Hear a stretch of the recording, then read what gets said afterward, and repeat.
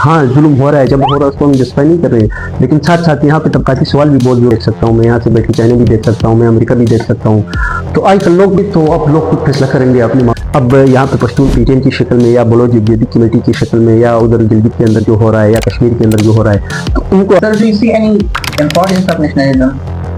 कॉम्पर्सी की कौमपरस्ती की पाकिस्तान के अंदर नेशनलिज्म का अब एज सच उस तरह से नहीं रहा है अब, या बताइए कि जिस कौम या जिस मुल्क में जमहूरियत हो, क्या ये कॉम्पर्सी जमहूरियत को मजबूत करती है या इसके लिए खतरा है?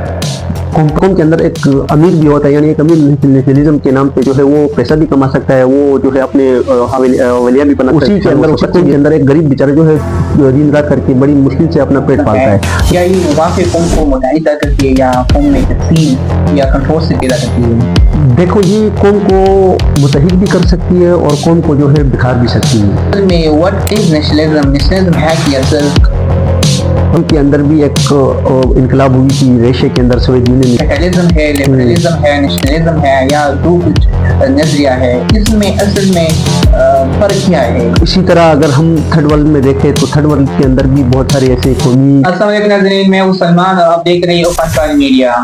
आज हम एक अहम और दिलचस्प मौजू पर बात करने जा रहे हैं, कॉम्पर्सी नेशनलिज्म। ये एक ऐसा नजरिया है जिसने दुनिया भर में इनकलाब भी पैदा किए और जंगे भी, लेकिन सवाल ये है कि क्या कॉम्पर्सी कौम को वाकई मुत्तहिदा करती है या तक़सीम पैदा करती है? तो आज हमारे साथ हमारे पॉडकास्ट वीडियो में हमारे साथ मौजूद है इस्लाम शफीक सर। बहुत शुक्रिया, thank you so much for giving us time.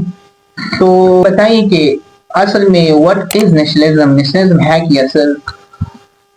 सबसे पहले सलमान आपका बहुत शुक्रिया, तो आपने आज बुलाया। तो जैसा कि आपने कहा कि नेशनलिज्म तो नज़रिया कहा, तो कोई भी नज़रिया जब आता है तो वो इंसानों के लिए आता है। तो जब वो आ जाता है तो फिर उसके सवाल ये है कि उसकी जब बाद में जिसके कंट्रोल में आ जाता है वो किस तरह इस्तेमाल करता है, उसको किस तरह पोर्ट्रे करता है। तो इसी तरह नेशनलिज्म भी एक टूल था, यानी ये कैपिटलिज्म के खिलाफ एक टूल था जो कि एक इस्तेमाल भी होता था। उसी ज़माने के अंदर सोवियत यूनियन के अंदर भी एक इनकलाब हुई थी रेशे के अंदर, सोवियत यूनियन इनकलाब हुई थी रेशन। तो उसके अपोजिट फिर अमेरिका ने कैपिटलिज्म के खिलाफ ही वो बेसिकली वो रिवोल्यूशन की। तो उसने एक नया सिस्टम दिया, लोगों को एक नई उम्मीद दी, यानी मजदूर इनकलाब ला के पूरी दुनिया के अंदर उस मजदूर राज को कायम कर दिया। तो फिर ये नेशनलिज्म का कंसेप्ट कैपिटलिज्म से ही निकला है बेसिकली। तो ये कौमी रियासतें बन गई उस जमाने में, जो है तहरीकें उभरी, तहरीकें उभरने के बाद बहुत सारे इनकलाबात हुए कौमी जो है खुद मुख्तारी के लिए, कौमी जो है जो इस्तेसाल हो रहा था, जो लूट मार हो रहा था, जो मुख्तलिफ साम्राज्य जो है किसी भी कौम के ऊपर जो उनकी ज़मीन कंट्रोल करके, उनकी जो है तमाम जायदादें कंट्रोल करके, उनकी जो है टाइम जो है कंट्रोल कर रहे थे, उनके खिलाफ जो है एक तहरीकें होती थी। उस तहरीकों में बदल कर फिर वो इनकलाब, उस तहरीकों से फिर वो इनकलाबात में बदल जाते थे। तो इसी तरह जो है अमेरिका का इनकलाब बता तो खुद जो है नेशनलिज्म के नाम का अमेरिका इनकलाब था, जो हम देख सकते हैं। इसी तरह फ्रेंच रिवोल्यूशन थी, इसी तरह और भी बहुत सारे इनकलाबात हुए पूरी दुनिया के अंदर, खासकर यूरोपियन यूनियन के अंदर।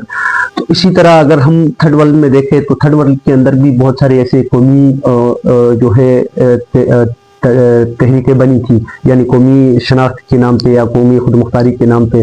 तो इसी तरह जो है कौमी जो कौम परस्ती है या कौमियत परस्ती है, ये बेसिकली जो है ये एक कॉलोनियल जो। बताइए कि ये जो कैपिटलिज्म है, लिबरलिज्म है, नेशनलिज्म है, या दो कुछ नजरिया है, इसमें असल में फर्क क्या है?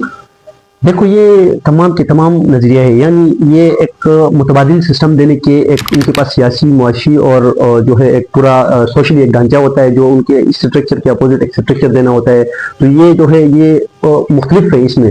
अब सोशलिज्म है तो वो उनके पास एक अपना एक पूरा स्ट्रक्चर है, स्टेट के बारे में उनकी अपनी एक इंटरप्रिटेशन है। इसी तरह आप कैपिटलिज्म है, कैपिटलिज्म के अंदर ही उनकी अपनी एक इंटरप्रिटेशन है स्टेट्स के हवाले से, यानी मार्केट को ओपन कर दो और मार्केट जो है मार्केट को बिल्कुल इंटरफेयर स्टेट नहीं कर सकती है। तो सोशलिज्म कहती है कि नहीं, स्टेट जो है स्टेट को जो है मार्केट को ओपन नहीं छोड़ना चाहिए, बल्कि स्टेट को ही कंट्रोल करना चाहिए, ताकि जो है हर बंदे को इंडिविजुअली जो है हर बंदे को हक दिया जा सके। तो कैपिटलिज्म कहती है कि नहीं, स्टेट को मार्केट को ओपन कंपनी छोड़ दो तो इससे लोग खुद सीखेंगे, खुद कमाएंगे कि क्या करना है। तो इसी तरह भी ये नेशनलिज्म का भी इसी तरह का नजरिया है। ये बेसिकली कैपिटलिज्म ने ही निकाला था, क्योंकि कैपिटलिज्म जो उस टाइम टूट रही थी, क्योंकि जो है जो साम्राज्य थे वो टूट रहे थे। यूनाइटेड किंगडम जो यूके के साम्राज्य थे, अंग्रेज थे, तो अंग्रेज साम्राज्य पूरी दुनिया के अंदर उनकी कॉलोनी थी। पूरी दुनिया जो है उसके खिलाफ जो है कॉम्परस्ती ही जो है तरीके बन रही थी कि कॉम्परस्ती के जरिए ही लोग उसके खिलाफ बगावतें कर रहे थे। तो फिर ये इसने यूनाइटेड जो है नेशन स्टेट्स बनाए, मुख्तलिफ नेशन स्टेट्स बना के उन लोगों ने जो है इसको ही बरकरार रखा, इसी निज़ाम को, इसी मार्केट को। तो इसी मार्केट को बरकरार रखने के लिए इन लोगों ने नेशनलिज्म का टूल इस्तेमाल किया। मैंने पहले कहा था कि जिस तरह कोई भी नजरिया आता है तो वो इंसानों के लिए आता है, तो फिर उसको उसके ऊपर जो कंट्रोल है, यानी उसके ऊपर जो लोग बैठे होते हैं वो किस तरफ लेके जा रहे हैं नजरिए का, तो फिर उस पर डिपेंड करता है कि ये नजरिया कैसा हो। सर आप हाउ डू यू थिंक कि ये कौम परस्ती है या नेशनलिज्म है, क्या ये वाकई कौम को मुतहिद करती है या कौम में तकसीम या कंट्रोल से पैदा करती है? देखो, ये कौम को मुतहिद भी कर सकती है और कौम को जो है बिखार भी सकती है।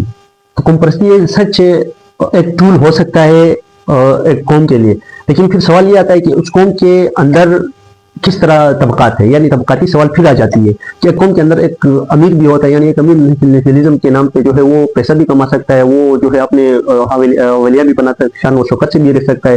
तो उसी के अंदर, उसी कौम के अंदर एक गरीब बेचारा जो है दिन रात करके बड़ी मुश्किल से अपना पेट पालता है। तो फिर ये कॉम्परस्टी की डिफिनेशन यहाँ पे जो है फेल हो जाती है।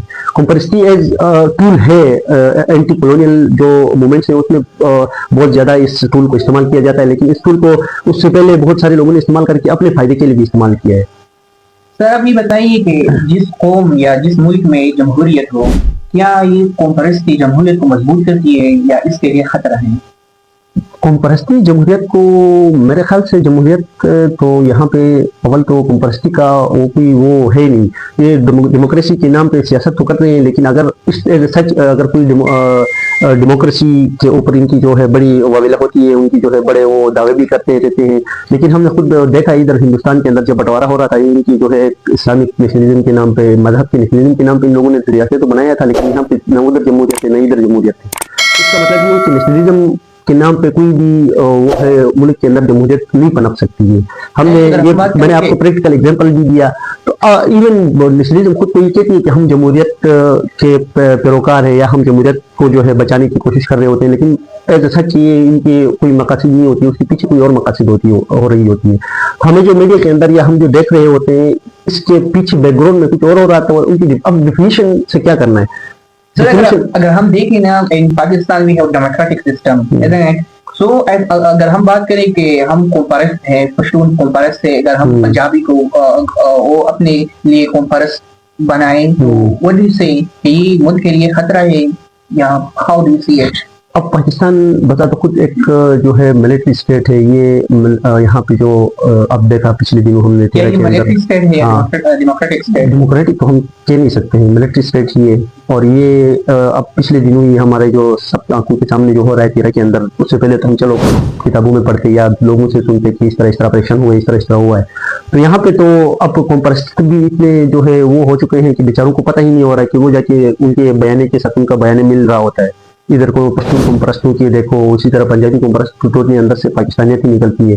तो एज सच ऐसा कोई चीज नहीं होता है पाकिस्तान की। अगर हम बात करें मिसाल दे तो पाकिस्तान की अब मुख्तलिफ रीजन्स की मुख्तलिफ डायनामिक्स होती है, सियासी और माशी डायनामिक्स होती है, तो उसी हिसाब से इंटरप्रिटेशन भी उसी हिसाब से कर रहे होते हैं और उसकी जो मारूज है, मारूज के मुताबिक भी स्ट्रगल लोग कर रहे होते हैं। तो अब पाकिस्तान के अंदर नेशनलिज्म का अब एज सच उस तरह से नहीं रहा है। अब या हम जो हम नेशनलिस्टों को देख रहे हैं या हम यहाँ पे नेशनलिज्म को देख रहे हैं, तो उस तरह से आज नेशनलिज्म के अंदर मैंने अभी तक कोई ऐसी सच कोई चीज नहीं देखी। Sir do you see any importance of nationalism?